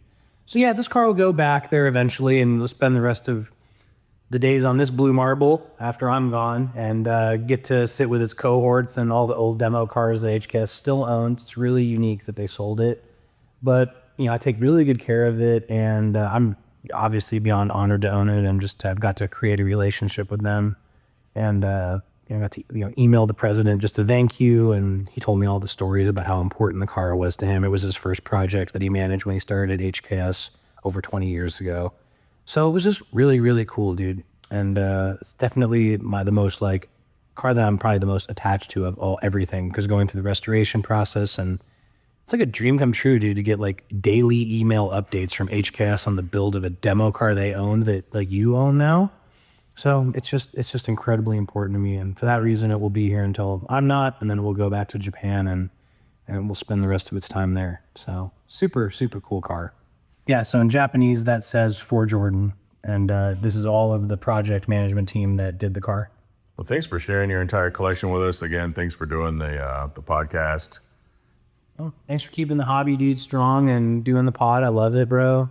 And you're one of the most down-to-earth people, Jhae. And it was an honor, dude, to be on the podcast with you, bro. So thank you for thinking of me. Appreciate you. Yeah, dude. Hey guys, I want to thank you for stopping by the podcast. If you like what you saw today, go ahead and hit that like button, hit subscribe, assuming you're watching this on YouTube. If you're streaming the audio, please consider subscribing and leaving a positive review. Believe it or not, that does help the algorithm tremendously. And if you're in a position to help the podcast upgrade, please consider joining the Patreon, patreon.com/HardParkingPodcast. For as little as $3 a month, you can get access to bonus audio as well as Patreon exclusive swag and free show swag. Also, special thanks to the main show sponsors, Right Honda, Right Toyota, Toyota of Huntington Beach, Claremont Toyota, and Gardenia Honda, Arcus Foundry, AutoCannon, officially licensed Honda and Acura gear. Your support makes all the difference in this show. And if this is your first time checking this out, and if you truly enjoy this show, share it with the world, and I will talk to you all next week. A beater. Shut up!